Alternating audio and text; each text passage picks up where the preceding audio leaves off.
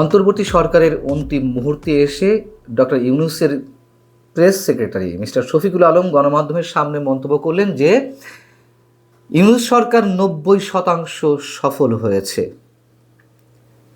তিনি দাবি করতেই পারেন, কিন্তু তার এই দাবিকে কত শতাংশ মানুষ সমর্থন করেন আমাদের মধ্যে? ডক্টর ইউনূস সরকারের প্রতি সাধারণ মানুষের মন্তব্য কি?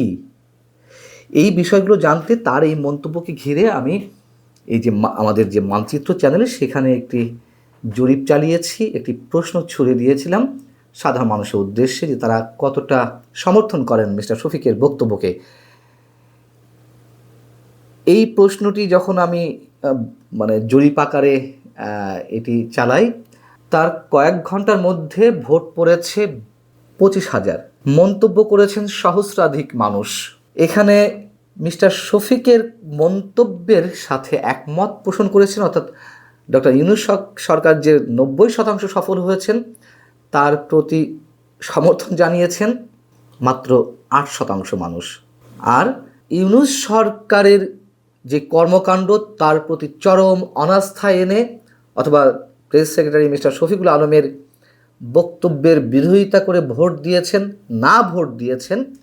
20,500 মানুষ।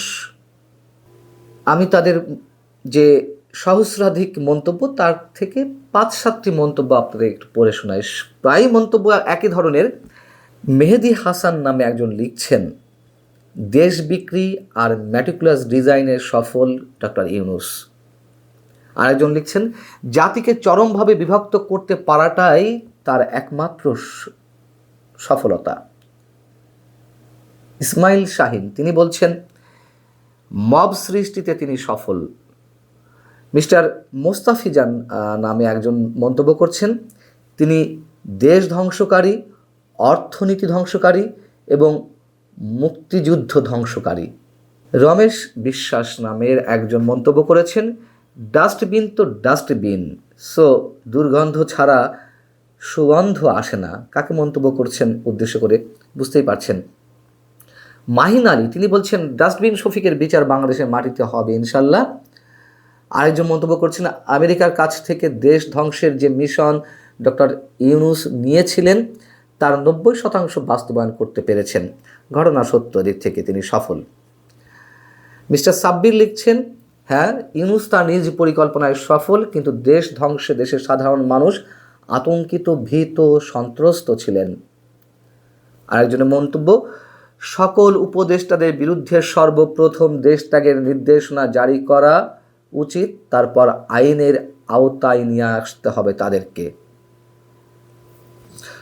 প্রিয় দর্শক, এই ছিল মিস্টার শফিকুল আলমের বক্তব্যের প্রেক্ষিতে সাধারণ মানুষের মন্তব্য। অন্তর্বর্তীকালীন সরকার তার শেষ বৈঠকে সংবাদ সম্মেলনের কাছে বলেছে যে অন্তর্বর্তীকালীন সরকার যে সময়টি পেরিয়েছে সেটি 90% সফল। তো আমার কাছে যেটা মনে হয় তারা অবশ্যই 90% সফল, কিন্তু সেটা সাম্রাজ্যবাদী গোষ্ঠীর জন্য, বাংলাদেশের জনগণের জন্য নয়। কারণ আমরা শেষ মুহূর্তে দেখেছি যে মার্কিনের সাথে যে চুক্তিটি হয়েছে তা ভীষণভাবে একটা সাম্রাজ্যবাদী তৎপরতা এবং জনসম্মতিবিহীনভাবেই গায়ের জোরে গত 1.5 বছর এ ধরনের নানা রকমের সাম্রাজ্যবাদী চুক্তির করার পায়তারা কিন্তু এই অন্তর্বর্তীকালীন সরকার করেছে। সুতরাং আমরা বলতে চাই যে সাম্রাজ্যবাদী গোষ্ঠীর কাছে সে অবশ্যই 90% সফল, কিন্তু বাংলাদেশের জনগণের জন্য সে কোনো সফলতার কোনো চিহ্ন রাখেনি। আরেকটু বলতে চাই, এই 1.5 বছরে বারবার সে তার শাসনামলকে জাস্টিফাইড করেছে যে সংস্কার দরকার, তাই তিনি আছেন, সংস্কারের প্রয়োজনে এই অন্তর্বর্তীকালীন সরকারকে আমাদের রাখতে হবে। কিন্তু আমরা দেখলাম যে একটা কাগজ হয়েছে, সংস্কারের কিছু কাগজ হয়েছে, এই কাগজের আসলে ভিত্তি নেই। সেটা সম্প্রতিকালীন গণভোট নিয়ে যেই রকম এখানে সংকটগুলো তৈরি হয়েছে, এটা এই কাগজই সংস্কার করতে চাওয়ারই কিন্তু ফলাফল আমরা দেখতে পাচ্ছি। এবং কি হয়েছে, জনগণের সাথে প্রহসন হয়েছে। আজকের দিনে দাঁড়িয়ে গণভোট বাতিল করার জন্য হাইকোর্টের রিট হচ্ছে। আমরা দেখলাম যে ক্ষমতাসীন দলগুলো অ্যাকচুয়ালি বলে যাচ্ছিল যে গণভোটের পক্ষে হ্যাঁ প্রচারণা করে যাচ্ছিল, তারাই কিন্তু আজকে মানতে চাচ্ছে না গণভোটের রায়কে। তাহলে এই গণভোটটা কি হলো? জনগণের সাথে যে প্রহসনটা করা হলো, এখানে যে প্রচুর রকমের অর্থ খরচ হয়েছে, এই যে সংস্কার কমিশনগুলোর পেছনে পাবলিক মানি খরচ হয়েছে, এই এই এই হিসাব কি আমাদের অন্তর্বর্তীকালীন সরকার দিতে পারবে? বা দিলেও আমরা কি 1.5 বছর আসলে ফেরত পাবো?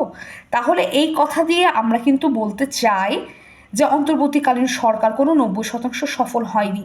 তারা আসলে কিছুই করেনি, নির্বাচনকেও শেষ পর্যন্ত একটা প্রহসনের মধ্যে রেখে দেশকে এবং জনগণকে দীর্ঘমেয়াদী একটা সংকটের মধ্যে রেখে তারা তাদের শাসনামল বা স্থায়িত্বকাল শেষ করেছে। সুতরাং তারা যে এই ধরনের বুলিগুলো দিয়ে বেড়াচ্ছে, এই রেটরিক যে সফল আমাদের কিছু সংস্কার হয়েছে, বাংলাদেশ এমন কোনো সংস্কার দেখেনি, আমার কাছে তা একদমই মনে হয় না। বাংলাদেশ এই ধরনের প্রতারণার মধ্য দিয়েই বারবার গণঅভ্যুত্থানের পরে তার অভিজ্ঞতা হয়েছে, এবং আজকের দিনে দাঁড়িয়ে যে আমাদের যে ক্ষমতাসীন দলটি নির্বাচিত হলো, সেই নির্বাচিত দলটিও ঠিক সেই প্রতারণাটাই জনগণের সাথে আসলে করলো। সফলতা তো আসলে নির্ভর করে কিছু প্যারামিটারের উপরে। কোন কোন প্যারামিটারকে বিচার করে আসলে সফল বা বিফল বা ব্যর্থ এটাকে আসলে বিচার করা হয়ে থাকে। প্রধান উপদেষ্টার প্রেস সচিব যে বলেছেন সরকার 90% আসলে সফল, সেটা নির্ভর করছে আসলে ওনারা কোন কোন প্যারামিটারকে ধরে ওনারা হিসাব করছেন। জনগণের প্যারামিটার এবং সরকারের প্যারামিটার সবসময় যে একরকম হবে এমনটা নাও হতে পারে আর কি। তো আমরা জনগণের জায়গা থেকে আমরা যে প্যারামিটারগুলোকে দেখি যে সরকার আসলেই সফল কিনা, সেই জায়গাগুলোকে দেখলে আমরা দেখি যে আইন শৃঙ্খলা পরিস্থিতি, আমরা দেখি ট্রাফিক সিগন্যাল, আমরা দেখি অর্থনীতির অবস্থা, আমরা দেখি দ্রব্যমূল্যের পরিস্থিতি, আমরা দেখি ক্রাইম ঘটার প্রবণতা, নানান বিষয়কে আমরা আসলে প্যারামিটার হিসাবে দেখে থাকি আর কি। সেই সকল প্যারামিটারে আসলে বিদায়ী সরকার ডক্টর মোহাম্মদ ইউনূসের সরকার আসলে ব্যর্থ হয়েছে।